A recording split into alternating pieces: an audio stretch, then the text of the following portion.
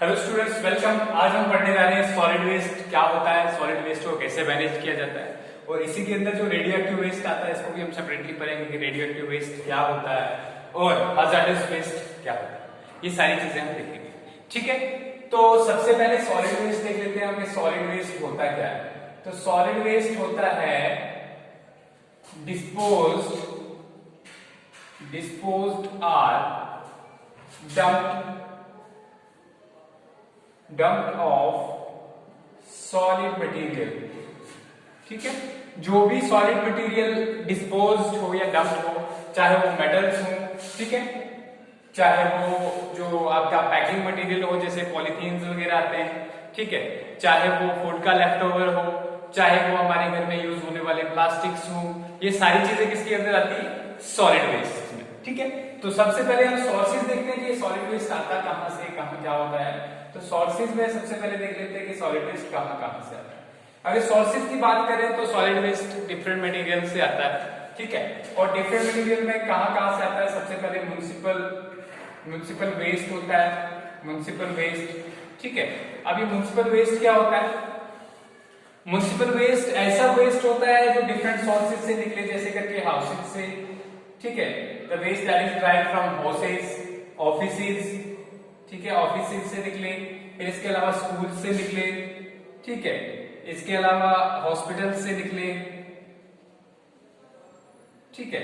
तो ये सारा जो है इसको क्या कहते हैं, म्युनिसिपल वेस्ट। अब इस म्युनिसिपल वेस्ट में होता क्या क्या है, अगर जनरली देखा जाए क्या क्या इसमें कंपोनेंट्स होते हैं म्युनिसिपल वेस्ट के, तो पेपर होता है हमारे पास, ठीक है, पेपर की लार्ज क्वांटिटी होती है। इसके अलावा पैकिंग मटेरियल होता है, जैसे पॉलीथीन्स वगैरह होते हैं, पैकिंग मटेरियल होता है हमारे पास।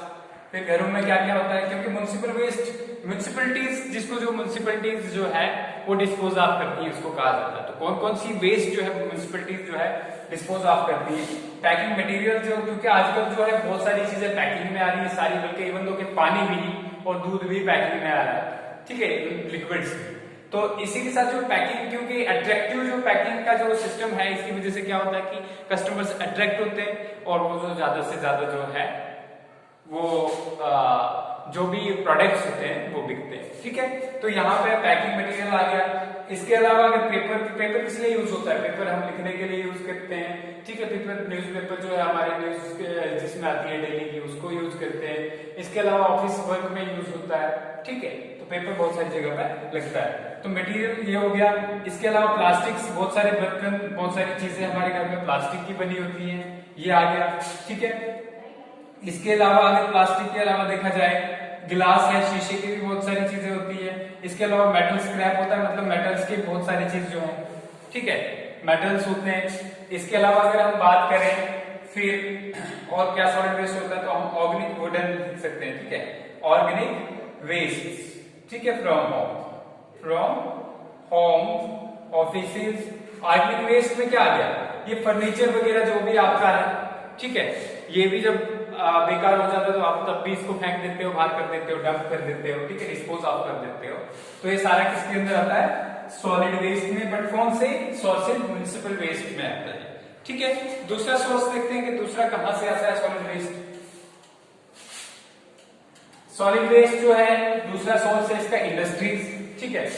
इंडस्ट्रीज जो है हमारी, इंडस्ट्रीज से बहुत सारे सॉलिड वेस्ट आते हैं, जैसे कि इंडस्ट्रीज से क्या क्या आता है, सबसे पहला फ्लाई ऐश आता है। फ्लाई ऐश क्या होता है, ठीक है, जो इंडस्ट्रीज में जो फ्यूल यूज होता है, ठीक है, उसको जब हीट किया जाता है, बर्न किया जाता है, तो बर्न करने के बाद वो इमिशन में जो है स्मोक और ऐश हो गया राख, ठीक है, उसको जो है रिलीज करता है, और उस चिमनीज के थ्रू जो रिलीज होने के बाद जो है वो ऐश फिर से फॉल होके नीचे धरती पे आ जाता है, ठीक है। तो फ्लाई ऐश आ गई। इसके अलावा अगर एफ्लुएंट की बात करें, ठीक है, एफ्लुएंट हो गया लिक्विड फॉर्म में जो इंडस्ट्री से निकलता है, ठीक है। तो इसके बाद ये भी जो है इंडस्ट्री से निकलता है, उसमें भी बहुत सारा सॉलिड वेस्ट मिक्स होता है, ठीक है। स्लज होता है, ठीक है, स्लज में भी बहुत सारा सॉलिड वेस्ट होता है। तो ये सारी चीजें इंडस्ट्री से निकलती है, ठीक है। इसके अलावा अगर बात करें तो केमिकल्स होते हैं, ठीक है, केमिकल्स जैसे कि फर्टिलाइजर इंडस्ट्री है, ठीक है, तो इनसे बहुत सारे केमिकल्स रिलीज होते हैं, वो क्या करते हैं, वो भी सॉलिड वेस्ट में ऐड होते हैं। दो हो गया इंडस्ट्रीज। इसके बाद तीसरी अगर हम बात करें तीसरा हमारे पास क्या है, तो माइनिंग वेस्ट आता है इंडस्ट्रीज के बाद। नेक्स्ट क्या सोर्स है हमारे पास, तीसरा सोर्स जो है वो है माइनिंग वेस्ट। ठीक है, माइनिंग वेस्ट क्या होता है, माइनिंग होता है जब भी हम मेटल्स को, क्योंकि हमारे मेटल्स जो है वो धरती से एक्सट्रैक्ट होते हैं, जमीन से एक्सट्रैक्ट होते हैं, और जमीन से एक्सट्रैक्ट करने के लिए हमें जमीन की खुदाई करनी पड़ती है। तो खोदने के बाद जो है वो डस्ट जो है, माइनिंग डस्ट जो बचती है, ठीक है, माइनिंग डस्ट बचती है, या रॉक टेलिंग्स जो बचती है, जो आपने जो है, ठीक है, रॉक्स के पीसेस निकाले वो बाहर जो आगे सारे, वो भी जो लैंड के ऊपर जो फैल जाते हैं, ठीक है, उस एरिया में। तो इससे क्या होता है, ये भी माइनिंग, ये माइनिंग वेस्ट के अंदर आ गया, ये भी एक सोर्स है। ठीक है, इसके अलावा डिफंक्ट शिप्स होती है, ठीक है, डिफंक्ट शिप्स है, ठीक है, और हाजार्डस वेस्ट है, इसको हम अलग से पढ़ेंगे, ठीक है, हाजार्डस वेस्ट अलग से पढ़ेंगे होता क्या है, लेकिन ये भी किसके अंदर आता है, सॉलिड वेस्ट के अंदर आता है, डिफंक्ट शिप्स और हाजार्डस वेस्ट। इसके अलावा हमारे पास इलेक्ट्रॉनिक वेस्ट आता है, ई वेस्ट भी कहते हैं इसको, इलेक्ट्रॉनिक वेस्ट। अब इलेक्ट्रॉनिक वेस्ट में क्या क्या आएगा, हमारे कंप्यूटर्स आते हैं, लैपटॉप्स आते हैं, मोबाइल फोन्स आते हैं, टीवी आते हैं, और इसके अलावा इलेक्ट्रॉनिक डिवाइसेस, रेफ्रिजरेटर्स और ऑल थिंग्स, ठीक है, जो दोबारा से हम यूज नहीं करते हैं, ये भी वेस्ट हो जाती है, इसलिए इनको भी हम फेंक देते हैं, तो ये भी सॉलिड वेस्ट का काम करते हैं। तो ये हमारे सोर्सेज का आ गया। ठीक है, अब देखते हैं कि इंपैक्ट क्या पड़ता है, सॉलिड वेस्ट का क्या इम्पैक्ट पड़ता है। इंपैक्ट की अगर हम बात करें, इंपैक्ट्स क्या रहते हैं सॉलिड वेस्ट के, ठीक है, तो इंपैक्ट्स में देखिए, पहला इंपैक्ट होता है कि सॉइल पोल्यूशन होता है, जहां पे हम इस सॉलिड वेस्ट को फेंक देते हैं, वो सॉइल जो है एग्रीकल्चर के काबिल नहीं रहती, वेजिटेशन के काबिल नहीं रहती, क्योंकि उस एरिया में जो है ये पूरे का पूरा सॉलिड वेस्ट फैल जाता है। एक चीज, दूसरा सॉलिड वेस्ट, क्योंकि हमने देखा कि सॉलिड वेस्ट में बहुत सारे हाजार्डस वेस्ट भी होते हैं, ठीक है, तो हाजार्डस वेस्ट एनिमल्स को, प्लांट्स को जो है किल करने में हेल्प करते हैं। तो एक जो है हमारे पास बायोमैग्निफिकेशन वाला प्रोसेस है, जिसको हम बाद में पढ़ेंगे, ठीक है, बायोमैग्निफिकेशन, ठीक है, ये हो जाता है। बायोमैग्निफिकेशन में क्या होता है कि जनरली जो एक केमिकल जो किसी पहले प्लांट में चला जाता है, तो वो फूड चेन के थ्रू जो हायर प्लांट्स तक जो है बहुत ही हाई कंसेंट्रेशन में पहुंचता है, ठीक है, तो बायोमैग्निफिकेशन होता है। और क्या इफेक्ट्स होते हैं सॉलिड वेस्ट के, ठीक है, कभी कभी रेडिएशंस जो है इससे बहुत सारी निकलती है, तो डिजीजेस काज होती है, ठीक है, डिजीजेस काज होती है। तो ये सारे इम्पैक्ट किसके हैं, सॉलिड। इसके अलावा अगर हम कुछ केमिकल्स की बात करें, इंडस्ट्री से निकलने वाले कैडमियम है, मरकरी है, वो डिजीज काज करते हैं, जैसे कि कैडमियम इटाई डिजीज काज करता है। मरकरी की बात करें तो मेरीमेटल डिजीज काज करता है। तो बहुत सारी डिजीजेस हमारे अंदर होती है, और बहुत सारे डिसऑर्डर, डायसेंट्री, हेडेक, ठीक है, फिर हमारा नर्व फेलियर जो है वो किसकी वजह से होता है, इन सारे वेस्ट की वजह से होता है, ठीक है। तो ये इम्पैक्ट्स आ गए। अब देखते हैं कि डिस्पोज कैसे किया जाए, ठीक है, डिस्पोज कैसे किया जाए। सॉलिड वेस्ट को डिस्पोज करने के डिफरेंट तरीके हैं। सबसे पहले हम सॉलिड वेस्ट को क्या करते हैं, मैनेजमेंट, पहले मैनेजमेंट देखते हैं, फिर डिस्पोजल देखते हैं। मैनेजमेंट जो है सॉलिड वेस्ट की मैनेजमेंट के लिए एक रूल बनाया हुआ है, 3 जो है हमारे पास आज का, क्या है, 3 आवर्स का, ठीक है, एक रूल सॉलिड वेस्ट मैनेजमेंट के लिए एक स्पेशल रूल है। ये 3 आवर्स क्या है, रेड्यूस, दूसरा है रीयूज, और तीसरा है रिसाइकिल, ठीक है। ये एक जो है रूल है इसके लिए सॉलिड वेस्ट मैनेजमेंट के। इस रेड्यूस में क्या है कि जब भी आप कोई प्रोडक्ट बनाते हो, चाहे वो फैक्ट्री से बनाते हो, कहीं पे भी बनाते हो, तो उसके बनने तक, उसके कंजम्पशन तक कम से कम वेस्ट प्रोड्यूस हो। समझ में आया? जैसे कि सपोज करो हम आजकल जो भी प्रोडक्ट बना रहे हैं तो उसका वेस्ट ही वेस्ट है। शुरू में जब उस प्रोडक्ट को जो है हम रिफाइन करते हैं तो उससे जो वेस्ट निकलता है, उसके बाद उसकी पैकिंग करते हैं तो पैकिंग फेंक देते हैं और वेस्ट निकलता है। उसके बाद लास्ट में जो हम उस प्रोडक्ट को यूज करते हैं, कभी कभी इनकम्प्लीट यूज करते हैं तो और वेस्ट निकलता है। तो हर जगह ज्यादा से वेस्ट हम प्रोड्यूस कर रहे हैं, ठीक है। तो इस सब को बचाने के लिए हमारा पहला काम करता है जिसका नाम है रिड्यूस। इसका मतलब ये है कि आप हर लेवल पे जो है वेस्ट को रिड्यूस करोगे, ठीक है, चाहे वो कंस्ट्रक्शन या सिंपली जो हम कहेंगे मैन्युफैक्चरिंग के टाइम पे, चाहे वो प्रोसेसिंग के टाइम पे, चाहे वो कंजम्पशन के टाइम पे, चाहे वो डिस्पोजल के टाइम पे। हर बार जो है आपको वेस्ट को कोशिश करनी है कि कम से कम वेस्ट प्रोड्यूस हो। इसीलिए जो आपके घर पे फूड वगैरह के आर्टिकल्स होते हैं उतना ही बनाया जाए जितना हम यूज कर सकते हैं, ठीक है, वेस्ट ना बने। इसके अलावा लेस पॉलीथीन का यूज करो, घर से लिए हुए बैग्स का यूज करो, ठीक है। पॉलीथीन सबसे बड़ा सॉलिड वेस्ट में पॉलीथीन का जो है सबसे बड़ा अहम रोल है, और पॉलीथीन ने लगभग हमारी अर्थ को जो है डिफंक्ट करके रखा हुआ। रीजन ये है कि पॉलीथीन एक तो बहुत लंबे अरसे के लिए जो है प्रोलॉन्ग पीरियड के लिए जो है सर्वाइव कर सकते हैं पॉलीथीन, ठीक है। और दूसरा ये है कि जिस एरिया में ये ग्रो करते हैं उस जिस एरिया में ये होते हैं उस एरिया में तो एक तो डिफरेंट जो प्रॉब्लम्स हो जाती है, सॉइल पोल्यूशन क्रिएट हो जाती है, जिसकी वजह से जो है प्लांट्स ग्रो नहीं कर पाते। रिड्यूस के बाद दूसरा है हमारे मैनेजमेंट में रीयूज। कैसे रीयूज किया जाए? हमारी बहुत सारी ऐसी चीजें हैं, हम कोशिश करेंगे रीयूज, जैसे कि हम बॉटल्स का यूज करते हैं या ग्लासेस का यूज करते हैं, तो डिस्पोजेबल आज के दौरान में जो है डिस्पोजेबल ग्लासेस, डिस्पोजेबल जो हमारे पास जो है यूटेंसिल्स सब आ रहे हैं, ठीक है, चाहे वो प्लेट्स हैं, ग्लासेस हैं, तो इनका कम से कम यूज किया जाए, रीयूजेबल प्लेट्स का, ग्लासेस का यूज किया जाए, ताकि क्या हो कि वो वेस्ट प्रोड्यूस ना हो और उससे हमारी अर्थ पोल्यूट ना हो। तो ठीक है, तो रीयूज करना चीजों को, हो सके तो ऐसी चीजों का यूज करना जो बार बार रीयूज हो, ठीक है। इसके बाद तीसरा है रिसाइकल। कुछ ऐसे वेस्ट है हमारे पास जिनको हम रिसाइकल कर सकते हैं, तो उनको रिसाइकल किया जाए। कैसे रिसाइकल किया जाए? जैसे करके हमारे पास रैक पिकर्स होते हैं, ठीक है, रैक पिकर्स जिनको मोस्टली कबाड़ी बोलते हैं, कबाड़ी, तो वो क्या करते हैं कि वो जो है जितने भी वेस्ट होते हैं, चाहे प्लास्टिक हो, गिलास हो या फिर जो मेटल्स हो, तो उनको उठा के ले जाते हैं और फर्दर प्रोसेसिंग करके इंडस्ट्रीज में लेने के बाद उनको दोबारा से जो है फिर उनसे नई चीजें बनाई जाती है। जैसे अगर प्लास्टिक या पॉलीथीन को लिया जाए तो थोड़ा इंफीरियर प्लास्टिक और इंफीरियर पॉलीथीन बनाया जाता है दोबारा से, ठीक है, एक चीज। दूसरी अगर हम बात करें सॉलिड वेस्ट की, तो हमारे पास जो डिफरेंट मेटल्स है उनको जो है मेल्ट किया जाता है, मेल्ट करने के बाद रिफाइन किया जाता है और फिर से जो है उस मेटल की चीज बनती है।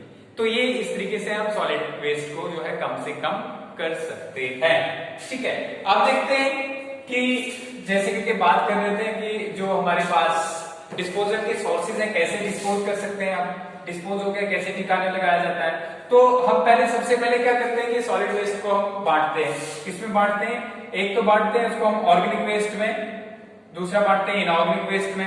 ऑर्गेनिक इनऑर्गेनिक आप जानते हो, ऐसा वेस्ट जिसके अंदर लाइफ हो, जो लिविंग ऑर्गेनिज्म से रिलीज हुआ हो, फॉर एग्जांपल वुड हो गया या हमारे फूड के रिमेनिंग पार्ट्स हो गए, एनिमल ह्यूमन एक्सक्रीटा हो गया, ये सब किसमें आ गया? ऑर्गेनिक वेस्ट में। इनऑर्गेनिक वेस्ट की अगर हम बात करें तो इनऑर्गेनिक वेस्ट में मेटल्स आ गए, प्लास्टिक आ गया, रबर आ गया, ठीक है, ये सारी चीजें आ गई, तो ये इनऑर्गेनिक वेस्ट के अंदर। अब ऑर्गेनिक वेस्ट के लिए हमारे पास स्पेशल प्रोसेस है इसको डिस्पोज करने का, वो है कंपोस्टिंग। क्या है? Composting, POSTING। कंपोस्टिंग में हम क्या करते हैं कि हम वेस्ट को जो ले जाते हैं, ऑर्गेनिक वेस्ट को, और उसको जो है डंप करके रख देते हैं, ठीक है, या जमीन के अंदर डाल देते हैं और ऊपर से कवर कर देते हैं। एनारोबिक कंडीशन में इसके ऊपर जब बैक्टीरिया लगते हैं तो डिकम्पोजिशन वाला प्रोसेस आपने सुना होगा, तो उस डिकम्पोजिशन की हेल्प से जो है ये सड़ते हैं माइक्रोब्स की हेल्प से, और सड़ने के बाद जो ये वेस्ट जो है खाद के तौर पे, मैन्यूर के तौर पे बन जाता है। क्या बन जाता है इसका? मैन्यूर, खाद बन जाती है। और ये मैन्यूर को हम खेतों में यूज कर सकते हैं दोबारा से जो है। अगर इस मैन्यूर को फर्दर हमने जो है और न्यूट्रिएंट ऐड करने होंगे तो थोड़ा सा हम इसमें जो है आर्टिफिशियल न्यूट्रिएंट्स ऐड कर सकते हैं, ठीक है। और उसके बाद ये जो है बहुत इंपॉर्टेंट हो जाता है प्लांट्स के लिए, जिसके ऊपर अच्छे से प्लांट्स ग्रो कर सकते हैं। इसलिए हमें फर्टिलाइजर्स का भी यूज नहीं करना पड़ेगा, इस मैन्यूर का यूज कर सकते हैं। इसमें क्या क्या आ सकता है? ह्यूमन एक्सक्रीटा, एनिमल एक्सक्रीटा आ सकता है, ठीक है। इसके अलावा और क्या आ सकता है? इसके अलावा आ सकता है हमारे फूड के वेस्ट, ऑर्गेनिक वेस्ट, जितने प्लांट्स और एनिमल्स के जितने भी सारे वेस्ट हैं उसको हम इसमें इंक्लूड कर सकते हैं। तो पहला कंपोस्टिंग हो गया आपका, ठीक है। कंपोस्टिंग के बाद जो है दूसरा हमारे पास, कभी कभी हम क्या करते हैं कि एनिमल वेस्ट को जो है हम जैसे करके एनिमल वेस्ट से हम गोबर गैस भी निकालते हैं, ठीक है। एनिमल का जो एक्सक्रीटा है उसको पानी में मिक्स किया हमने, एक टैंक में डाल दिया, ठीक है, उसको फर्मेंटेशन के डाल दिया, एनारोबिक बैक्टीरिया उसके ऊपर फीड करते हैं और गैस रिलीज होती है, मीथेन गैस। उस मीथेन गैस को हम जो है किचन में यूज कर सकते हैं, ठीक है। और जो बाकी हमारे पास एक्सक्रीटा होगा इससे कंपोस्ट बनेगा, तो मैन्यूर भी और एनर्जी भी मिल गई हमें, ठीक है, फूड की कुकिंग के लिए, और साथ में जो है क्या हो गया? साथ में मैन्यूर भी बन गया, ठीक है। तो कंपोस्टिंग से ही होता है। दूसरा हमारे पास सॉलिड वेस्ट मैनेजमेंट का तरीका है, ठीक है। सॉलिड वेस्ट मैनेजमेंट जो है इसका दूसरा तरीका हमारे पास जो है लैंड फिलिंग। क्या है? लैंड फिलिंग या डंपिंग भी बोलते हैं सिंपली। आपने देखा होगा कि सिटीज आपकी जो डोडा के आसपास का वाला एरिया जो है उसमें जो है जो डोडा के म्युनिसिपल वेस्ट जो है सारा उसमें जाके डाल दिया जाता है नाले के आसपास, ठीक है। तो डंपिंग और लैंड फिलिंग भी कहा जाता है। अब ओपन डंपिंग होता है, एक होता है सैनिटरी डंपिंग। ओपन डंपिंग में क्या होता है कि आप उठा के वेस्ट को कहीं पे ढेर लगा देते हो और बहुत सारे ढेर बना देते हो और बीच बीच में उसको जलाते भी रहते हो ताकि उसका बल्क जो है वो कम हो जाए, तो उसको क्या कहते हैं? ओपन डंपिंग और ओपन लैंड फिलिंग। एक सैनिटरी लैंड फिलिंग होता है जिसमें वेस्ट को जमीन के अंदर डाल दिया जाता है। अब ये कैसे होता है देखिए, अब यहाँ पे जो एक बहुत बड़ा सा गड्ढा खोद दिया जाता है लो लाइंग एरिया में। अब उस लो लाइंग एरिया में इस वेस्ट को लिया जाता है, इस वेस्ट को लेने के बाद उसके ऊपर जो है मशीन की हेल्प से उसको कंप्रेस किया जाता है, ठीक है, कॉम्पैक्ट किया जाता है, कम किया जाता है उसके बल्क को, और उसके बाद बहुत सारी लेयर्स डालने के बाद उसके ऊपर मिट्टी डाल दी जाती है। तो this is known as sanitary. तो दो टाइप का है, एक है ओपन डंपिंग और दूसरा है सैनिटरी डंपिंग। इसको लैंड फिलिंग भी कहते हैं, ठीक है। अगर लैंड फिलिंग वाला क्वेश्चन आ गया आपको तो ओपन लैंड फिलिंग और सैनिटरी लैंड फिलिंग क्लियर हो गया। इसके बाद देखिए ये दोनों वेस्ट जो है हाजार्डस वेस्ट और रेडियोएक्टिव वेस्ट भी इसी में आते हैं, लेकिन हम इनको अलग से पढ़ेंगे, ठीक है। अब ये हाजार्डस वेस्ट होते क्या है, हाजार्डस वेस्ट, ठीक है। हाजार्डस वेस्ट ऐसे वेस्ट होते हैं जो हमारे लिए हार्मफुल है, चाहे वो हो सकता है वो जो हमारे पास सॉलिड वेस्ट भी हो सकते हैं और जो है दूसरी फॉर्म्स में भी हो सकते हैं। आप देखते हैं कि हाजार्डस वेस्ट में क्या क्या आता है, और सबसे पहले तो है हमारे पास इंडस्ट्रियल वेस्ट में, industrial waste such as pesticides. इससे पहले एक और चीज पढ़ लेते, चलो इंसिनरेशन इसमें ही पढ़ेंगे। इंसिनरेशन एक बचता है सॉलिड वेस्ट मैनेजमेंट में, वो इसके अंदर ही पढ़ेंगे। तो industrial waste such as pesticides, ठीक है, हर्बिसाइड्स हो गया, केमिकल्स हो गया, ठीक है, केमिकल्स, ठीक है। इसके अलावा दूसरा डोमेस्टिक वेस्ट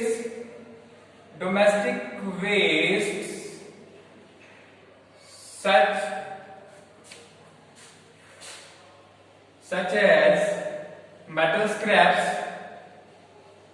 ठीक है, मेटल स्क्रैप्स आ जाता है इसमें, ठीक है। तो इसके अलावा जो है और मेटल स्क्रैप्स हो गया या ग्लास आ गया, ठीक है, जिससे किसी भी तरीके से जो है इंसान को नुकसान पहुंच सकता है। नुकसान कैसे पहुंच सकता है, या उनको आग लग सकती है, या जैसे कि शीशा है तो टूट गया तो इंजरी हो सकती है। हाजार्डस वेस्ट ऐसे वेस्ट होते हैं जो इंजूरियस हो, जो इंजरी काज कर सकते हैं ह्यूमन बीइंग में, ठीक है। Simply hazardous waste are those solid और लिक्विड, किसी भी फॉर्म में हो सकते हैं, waste that can cause injury to human beings, ठीक है, ह्यूमन बीइंग के लिए जो इंजरी हो सकते हैं, ठीक है, regarded as human health hazard. तो डोमेस्टिक वेस्ट में ये आ गया। इसके अलावा हमारे पास डोमेस्टिक वेस्ट में, इंडस्ट्रियल वेस्ट में जो है फ्यूल्स हो सकते हैं कुछ, ठीक है, फ्यूल्स हो गए। अब इसके अलावा जो है डोमेस्टिक वेस्ट में और क्या हो सकता है, डोमेस्टिक वेस्ट में जो है फायर वाले जो है, fire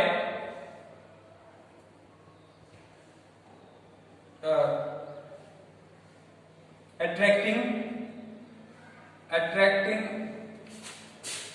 things such as paints,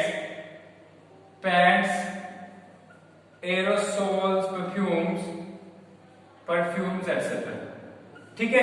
तो ये भी जो है ये भी क्या कर सकते हैं, आग को कर सकते हैं और कभी भी इंसान के लिए तो नुकसानदायक हो सकते हैं। तो ये वेस्ट इसमें आ गई, ठीक है। और इसके बाद जो है ये तो आ गया हमारे पास वेस्ट। इसके बाद तीसरे नंबर पे हॉस्पिटल वेस्ट है, सॉलिड वेस्ट में भी आते हैं हॉस्पिटल वेस्ट, ठीक है, हॉस्पिटल वेस्ट, ठीक है। इसमें बहुत सारे हॉस्पिटल वेस्ट में बहुत सारे हाजार्डस मटेरियल आता है, जैसे सिरिंजेस आ गया, नीडल्स आ गया, ठीक है।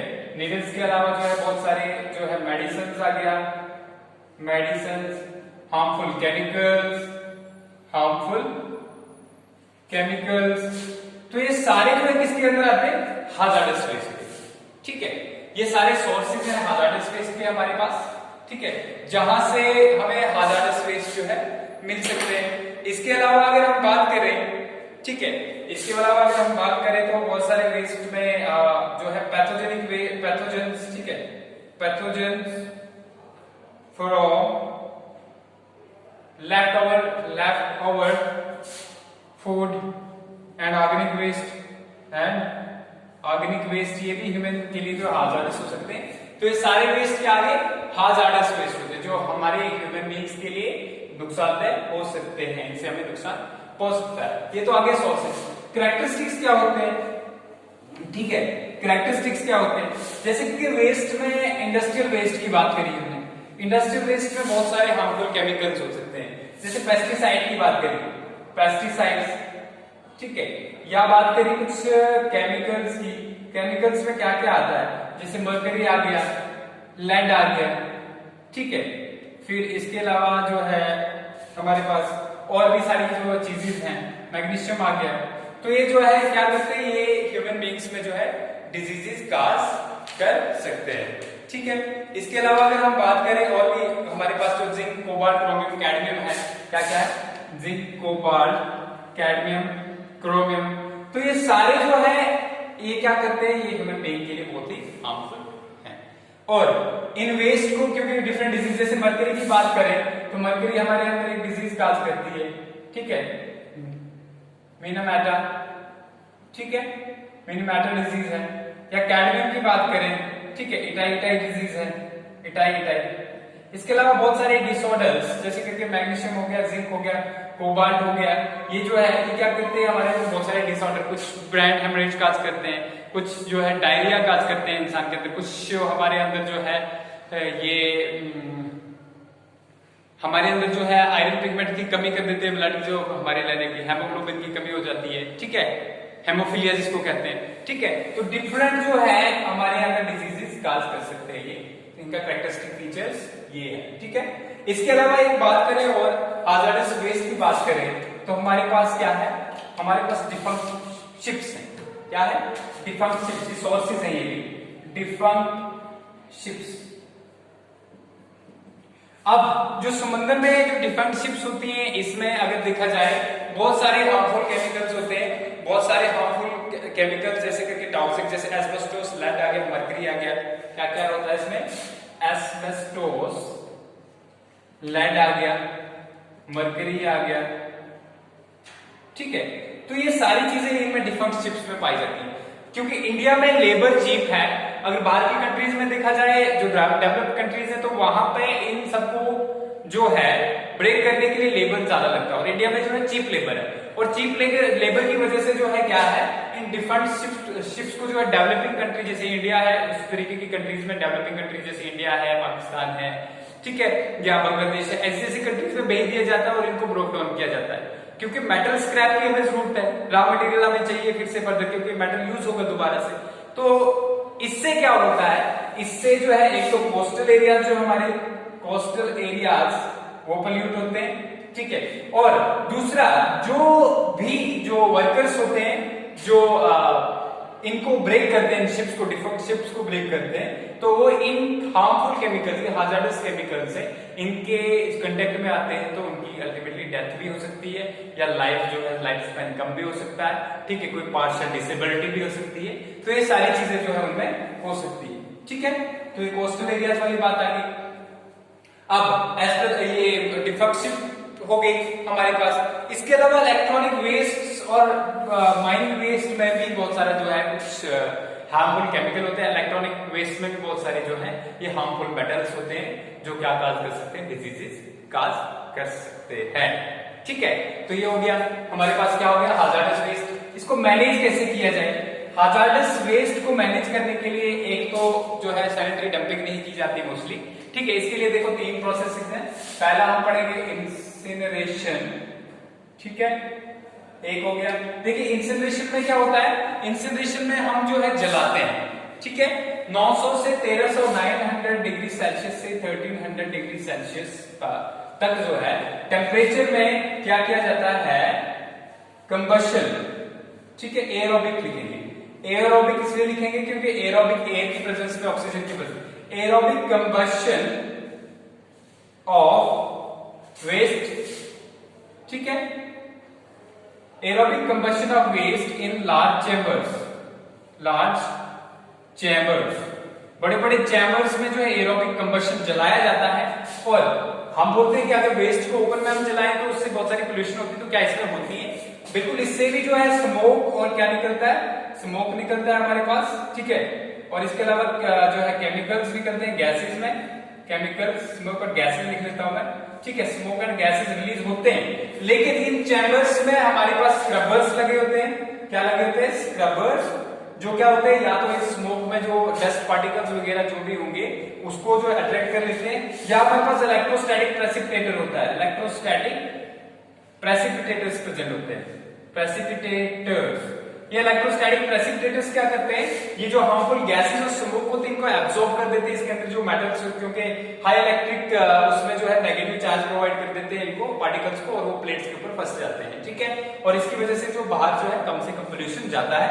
तो ये क्या है, इनसिनरेशन का एक प्रोसेस है जो कि इसके लिए हम हैजार्डस वेस्ट के लिए यूज करते हैं। एक चीज होगी। दूसरा हमारे पास क्या है, दूसरा प्रोसेस अगर हम हैजार्डस वेस्ट की बात करें तो डीप वेल इंजेक्शन। क्या है, डीप वेल इंजेक्शन। अब देखिए डीप वेल इंजेक्शन में क्या होता है। डीप वेल इंजेक्शन में क्या होता है कि सेवरल थाउजेंड किलोमीटर जो है धरती के सरफेस है, इसके अंदर जो है सेवरल थाउजेंड नीचे जो मीटर्स जो है उसके नीचे जाया जाता है या फीट नीचे जाया जाता है, जहां पे क्या होता है हमारे पास परमिएबल सैलाइन लेयर्स प्रेजेंट होती है, ठीक है। रॉक्स की क्या होती है, परमिएबल सैलाइन। परमिएबल मतलब उनमें एब्जॉर्ब हो सकता है, ठीक है। अब देखिए यहां पे होता है क्या है, इसको करने से पहले डीप से इंजेक्शन को करने से पहले हमें ध्यान रखना पड़ता है कि एक्वीफर्स कहीं जो है हमारे वो खराब ना हो, ठीक है। एक्वीफर्स क्या होते हैं, हमारा ग्राउंड वाटर आपने सुना होगा, धरती के अंदर जो ग्राउंड वाटर होता है। अब जैसे ही जो है ये ग्राउंड वाटर पहले धरती के जितनी दूरी पे होगा उसके नीचे फिर क्या होता है, ये आ गया हमारे पास फ्रेश वाटर एक्वीफर, उसके बाद सलाइन वाटर एक्वीफर आता है, उसके बाद रॉक्स होती है, बहुत सारी रॉक्स की लेयर्स होती है, ठीक है। मतलब इस पानी के बहुत नीचे जाया जाता है और वहां पे जो है एक पाइप के थ्रू एक बड़ी सी पाइप लगाई जाती है, ठीक है। इस पाइप के बाहर से कहीं लीकेज वापस ऊपर ना आए इसलिए इसको सीमेंटिंग किया जाता है और गाज भी प्रोवाइड की जाती है, ठीक है। और गाज प्रोवाइड करने के बाद जो है यहाँ से डबल गाज होती है, सरफेस गाज, ठीक है। और यहाँ से जो है इसके अंदर दूसरी पाइप के थ्रू जो है हमारे पास इसके बीच में सीमेंट जो है डाल दिया जाता है, ठीक है। इसको सील कर दिया जाता है और यहाँ से लिक्विड वेस्ट हम डालते हैं और वो लिक्विड वेस्ट जो है, क्योंकि ये सलाइन लेयर्स मैंने बोला कि परमिएबल होती है तो सलाइन लेयर्स में इजीली जो है चले जाता है। तो ये क्या आ गया, डीप वेल इंजेक्शन। तीसरा हमारे पास जो है, तीसरा है प्लाज्मा टॉर्च टेक्नोलॉजी, ठीक है। प्लाज्मा टॉर्च टेक्नोलॉजी में क्या होता है, देखिए नॉर्मली कुछ लोग कहते हैं कि इंसुलेशन का जैसा होता है, लेकिन ये प्लाज्मा टॉर्च भी कहते हैं और प्लाज्मा आर्क भी कहते हैं। क्या कहते हैं, प्लाज्मा आर्क। इसमें क्या किया जाता है कि वेस्ट को एक बहुत ही एक ट्यूब से पास किया जाता है, ठीक है। उस ट्यूब में इलेक्ट्रिक डिस्चार्ज जो है उसकी वजह से, गैसेस की वजह से बहुत ज्यादा हीट प्रोड्यूस होती है। कितनी हीट प्रोड्यूस होती है, लगभग 1200 से 2400 डिग्री सेल्सियस तक हीट प्रोड्यूस होती है, ठीक है।